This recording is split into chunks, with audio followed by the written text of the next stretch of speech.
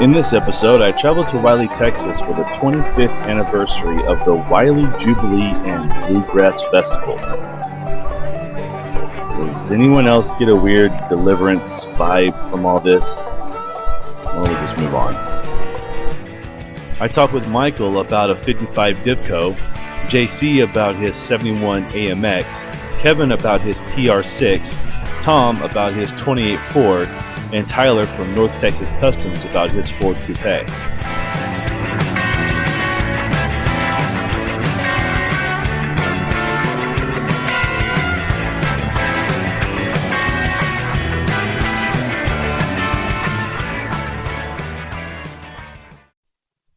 There was a time in our history where smoking was healthy, cowboys ruled the airwaves, and milk was delivered to your front doorstep.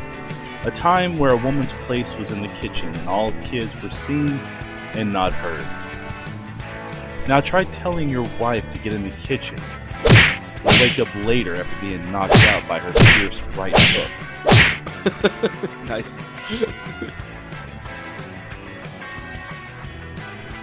Soon after arriving, I was walking around when I saw a 1955 Divco milk truck, and I just had to stop. Hit them with the Phoenix Insurance, and this is our pride and joy, the 1955 Divco milk truck. It is, for the most part, original for a 55. It's got a 94 Ford Lightning engine in it. It was abandoned in a field in Ohio, and the owners decided they just, being classic car enthusiasts, that they would restore it and bring something that no one's ever seen before. So, Exhibit A, the 1955 Divco Lightning. Perfect. That's fantastic.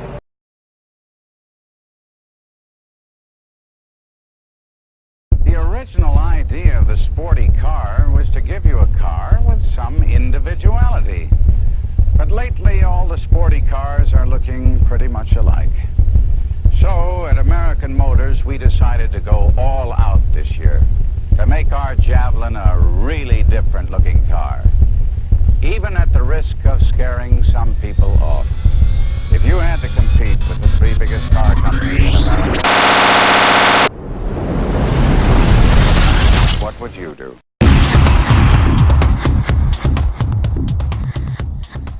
Directly across from the Divco was a 1971 AMX Javelin with a 401 4-barrel carb engine. Yet another classic that was worth getting to know. All right, it's all you. My name is JC Wylie. I live here in Wylie, Texas. I'm the original owner of this 1971 AMX. I bought it brand new in September of '71. I traded a purple Coupe on it, which I still had too. But I took the car off the road in 1976 when I moved back to Texas from New York. Lived it at my mother's house. In 1983, she had her second husband died, and she was going to move to Louisville, Kentucky.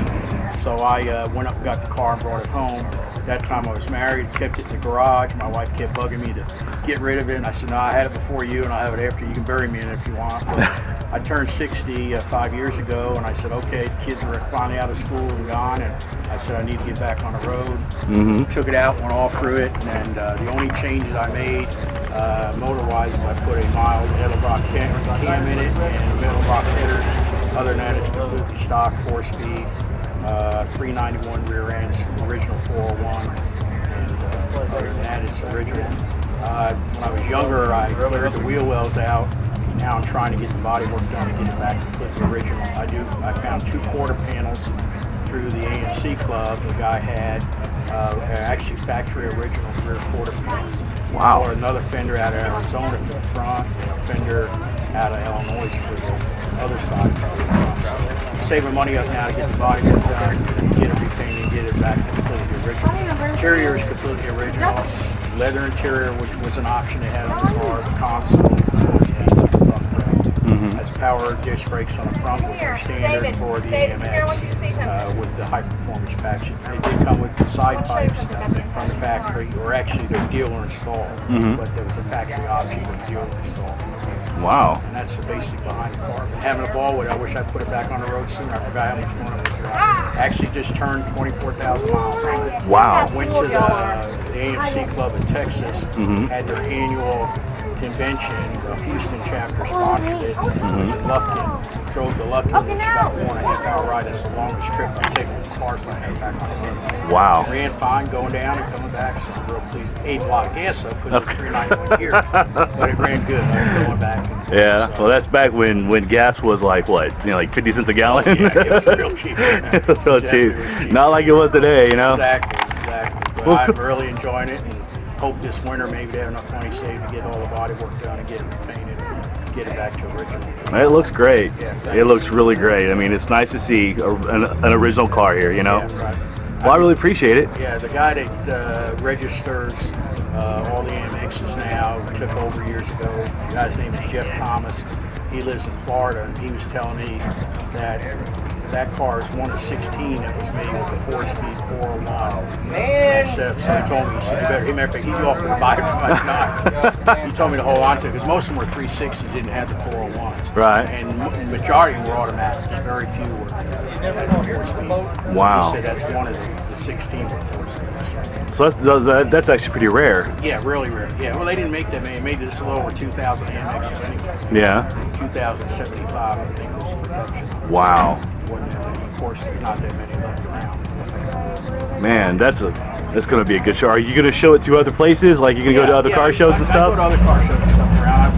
I go to that one in Murphy all the time. And the Mopar Club, of course, has their national. I didn't get to go last year. I had to work, but they're going to have it here in August. I'm going to go to that one.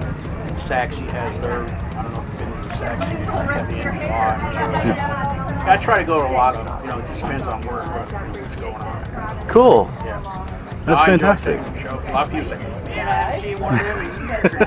The younger kids think, is it a Mustang? What is that? Or they think it's the Mad Max car. Right. Yeah, because the black with the spoiler and all. And I said, no, it's not that. No, yeah. That's great, man. Well, I really appreciate it. Well, I appreciate you too and your time. Thank you. Thank you. This is the Triumph TR6. We have already demonstrated how the British used to advantage its responsive rack and pinion steering, its powerful disc brakes, its big 6-cylinder engine. And now we'd like to demonstrate what we British feel is the best way to use the TR6's new 5 miles per hour impact safety bumpers. In England, we strive to miss the wall. A little ways down the line, I saw Kevin pull in with his 1970 Triumph TR6. The TR6 is one of Triumph's best-selling cars of the 1970s until the TR7 was released. This sporty two-seater with a 6-cylinder engine kicked out 150 brake horsepower, which means it can go from 0 to 60 in 8.2 seconds. Quote you. All right. I'm Kevin Altmeyer, and I'm from Wylie, Texas. My Triumph 1970 TR6.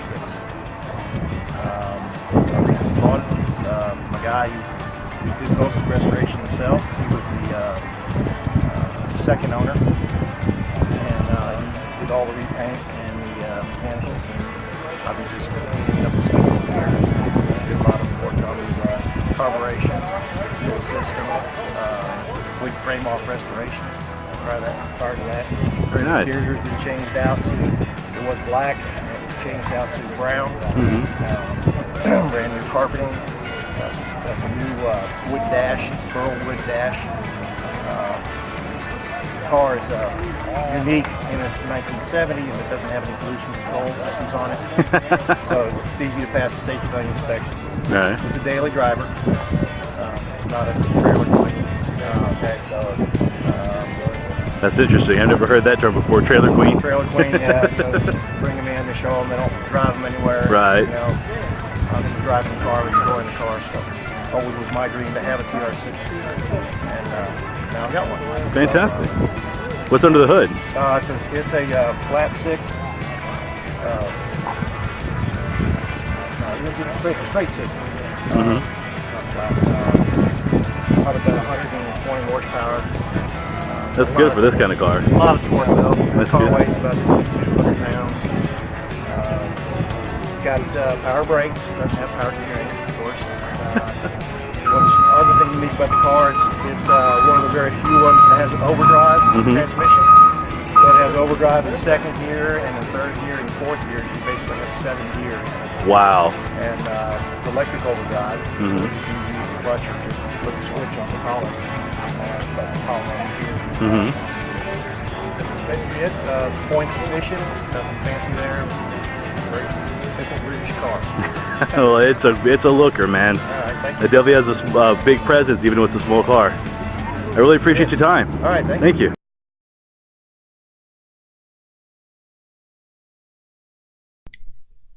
In the late 1920s, Ford's domination over the automobile market was coming to an end due to other car companies such as General Motors outcompeting them. Cars being offered on the market by other companies provided more features than the top-selling Model T. Ford, recognizing that he needed to change, the Model A went into mass production and began cementing Ford's hold on the automobile industry. Within the first 2 years, Ford sold 2 million Model A's.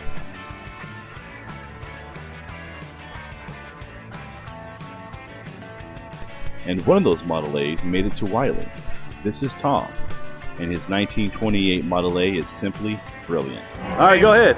Name is Tom Beecham. This is a 1928 Model A Roadster. It originally was born as a Model A Sport Coupe, which basically was a convertible style car. Sometime in the 70s, this car was actually built by a couple of guys from Texas, from a junkyard. Oh, wow. So everything on here basically is vintage 1970s junkyard. That's the perfect hot rod. That's how hot rods are built. So I've owned it only for about 3 months. Just kind of updated it to make it more roadable and safe. But other than that, kind of wanted to keep the 70s vintage the same. So it's a 350 engine with a Krager blower from 1960, which are very, very rare. Yeah. Krager stopped making blowers for gassers in the 60s, so there aren't many of them around. The rear end is out of a 73 Ranchero. The front end is out of a 37 Lincoln, the brakes. Again, it's a hodgepodge. The engine is a 73 Chevy small block 350. Wow. And a 350 automatic transmission, so it's a hodgepodge. It's a home build. That's a hot rod. It still has some of the original wood frame underneath the steel, the bucks that they made for Model A's. They basically made a wooden frame and dropped the steel over it, and kind of peened it over and screwed it together, so a good portion of the body itself is still steel. Oh, wow. Model A. The only thing that's fiberglass is the fenders and the rear deck lid. Everything else is original Henry Ford steel. So. Wow. Fantastic. There it is. Just an old-fashioned hot rod. That's a great car, Ben. Thank you very much. That's a great car. Tom was nice enough to crank up his hot rod so we can hear the engine. Oh, yeah.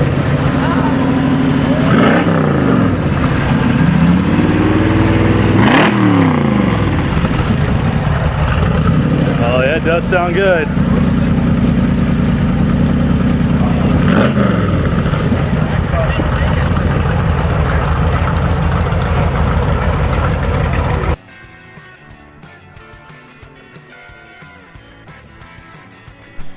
My last interview is with Tyler from North Texas Customs, located in Wylie, Texas. He was exhibiting some of his completed works, but what caught my eye was the unfinished Model A. It looks fantastic. And North Texas Customs has some amazing pictures and video on their website. My name is Tyler Pryor, and I own North Texas Customs here in Wylie, Texas. We found this body on a Craigslist deal, Facebook and Craigslist. It was a pretty good setup as it was, but it's just a shell, no floors, no subframe. And it was an old race car. It had been pushed in the back end off the salt flat, so the back end was kind of pushed in a little bit. But so we built the frame from scratch. We put a 283, early 283 block in, put a 327 cranked in and punched it over 4 inches. 3-do setup on top, 97 logo carbs. Bill's radiator, muffler in Plano, Texas made the radiator for us. And we bought an old blanket down in Galveston, Texas for the seats. It's a 1940 seat that we shortened a little bit. Put a 1940 column in it, 39 steering box, and a T5 transmission. Wow. All the wood, we got a new wood kit, stained it out, put a little varnish on it, make it nice. Right now we're just going to try to run it as it is for a little bit and then bust it apart down the road and get it painted, make it look nice, presentable. Fantastic. It's got a Ford Explorer rear end, 8.8, PTX ladder bar on it. 53, 56 front drums, good self-energizing brakes, so it stops pretty nice, gets up and goes. So it sounds like it. Yeah. That's a very nice ride, man. I love that it's not finished yet. That's the whole point that makes a hot rod show. We just finished it today, and actually, I didn't even think we were going to make it up here. The other truck had a short on the wire on the distributor, so we're having all sorts of troubles trying to even get up here, you know. Yeah, but you're here, and that's what makes it. Right. And that, it's like I was telling your friends over here, this car is definitely, you know, car show worthy, but the one right across there isn't. That one right there, the freaking Dodge. Snuck in there. Yeah. So. Yeah, it's a work in progress. So we're gonna do a little bit at a time. We're planning on driving it hard throughout the week, and then on Monday and Tuesday, bring it into the shop and put a couple patches on, and slowly start doing the mud work on it. Cool. We're still up in the air on the colors, so that's the hardest part, I think. Yeah. The color can usually make it or break it. Yeah, that's true. We'll see how it goes. Any ideas on what you might want to color it? We had a couple of lime green colors we picked out, and then also maybe a candy or two. Still deciding? Yeah, we're actually the black kind of growing on it. So Might go ahead and keep it back. For a while, might Yeah. stay black. I don't know. Well, it looks good, man. I appreciate Looks it. good. Appreciate it. Well, that's it for this episode. Thanks to all the owners for sharing a piece of history with us. My website is still being worked on, and I'll get it going as soon as possible. You can follow Texas Car Shows on Facebook, Twitter, and Google+. Thanks again for watching. Are you recording or filming? Well, I'm doing a bit of both. I'm going to actually pull the audio from this, so I'm not going to. I wouldn't put you on the thing without, you know, first of all, you being, you know, looking the way you want to, as you know, made up and stuff. But You were gonna say presentable like a woman should. Sorry, I've been at work all day. My hair is a wreck, and well, I look like a woman that's been working all day. Yeah, it's like I was telling you, you know, when you stare at commercials from the 50s all day long, you become a bit chauvinist. Yeah, so get in the kitchen. Yeah, that's not happening. If you're hungry, you can go make your own sandwich. Oh man, it's just, I can't believe the level of advertising that was going on back then. I mean, it's so easy a woman can do it, you know. Yeah, I'm glad you don't spank me when your coffee's not fresh enough.